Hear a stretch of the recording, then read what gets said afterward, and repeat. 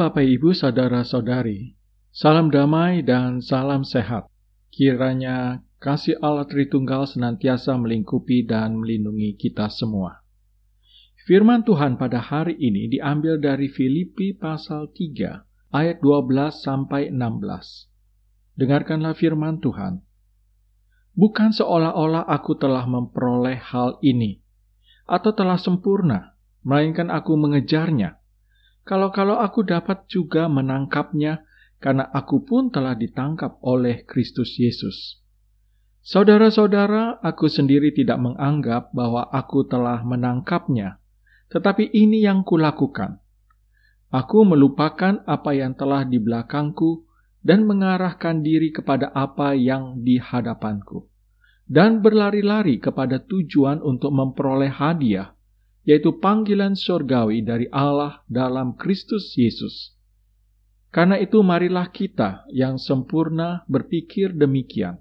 Dan jikalau lain pikiranmu tentang salah satu hal itu akan dinyatakan Allah juga kepadamu.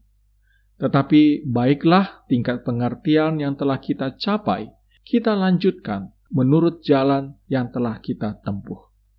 Berbahagialah setiap orang yang mendengar firman Tuhan dan memeliharanya. Bapak, Ibu, saudara-saudari yang dikasihi oleh Tuhan Yesus Kristus, ada seorang pria duduk sambil menyandarkan kepala di atas tangannya dan berulang kali berkata, "Kalau saja aku bisa mengembalikan semua itu. Seandainya ada tombol untuk kembali dan mengulang. Kalau saja dahulu aku sudah tahu apa yang sekarang aku ketahui. Andaikan aku bisa mengulang lagi, tetapi aku tidak bisa."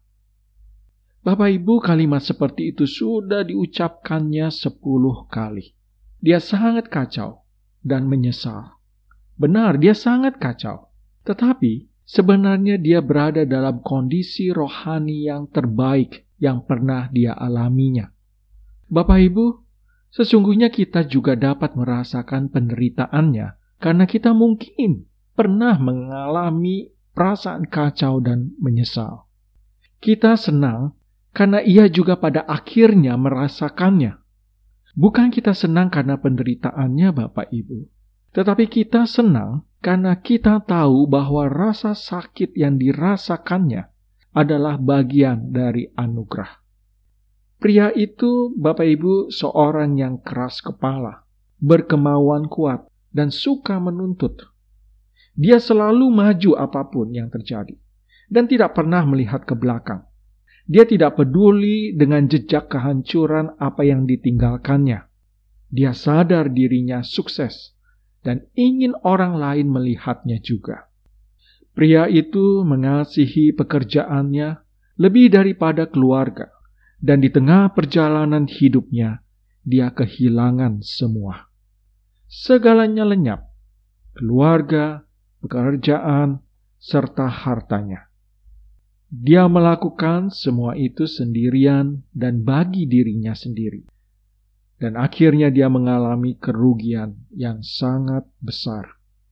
Namun sekarang matanya terbuka, Bapak Ibu. Dan hal itu meremukkan hatinya. Dalam keadaan bangkrut dan sendirian, dia melihat ke belakang dan meratapi setiap keangkuhannya. Semua itu terasa menyakitkan, tetapi itulah anugerah. Allah membuat matanya melihat, sehingga dia tidak akan mengulanginya. Kalau kita dapat menyesal, Bapak Ibu, itu adalah anugerah.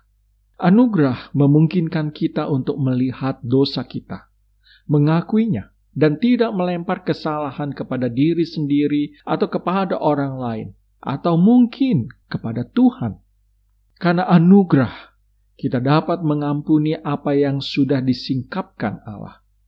Anugerah membuat kita merasakan sakitnya penyesalan, tetapi tidak pernah meminta kita menebusnya, sebab harganya telah dibayar oleh Yesus.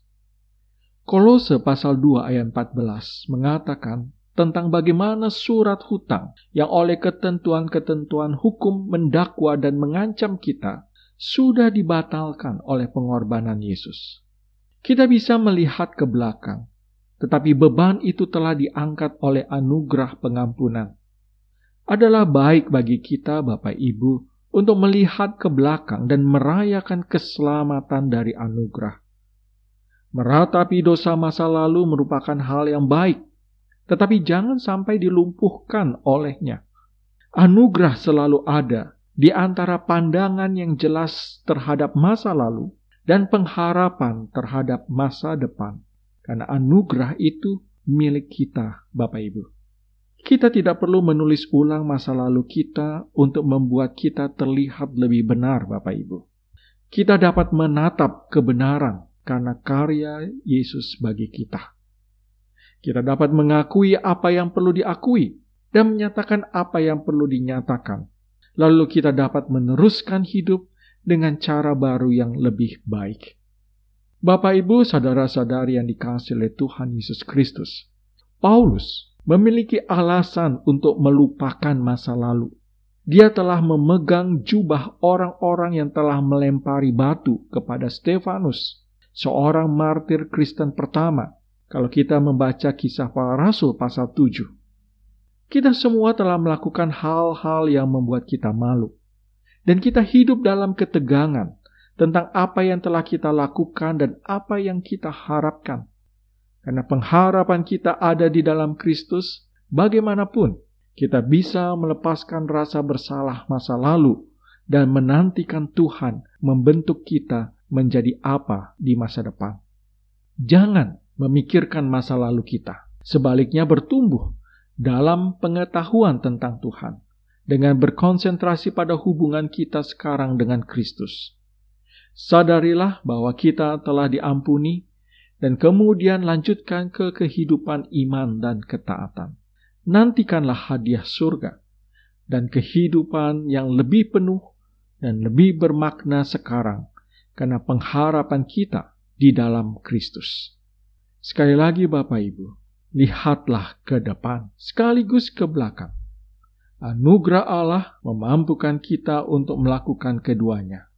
Merayakan pengampunan atas masa lalu dan memperoleh kekuatan untuk masa depan yang baru dan lebih baik. Hanya anugerah Allah yang membuat kita dapat berdamai dengan masa lalu dan memiliki pengharapan untuk masa depan.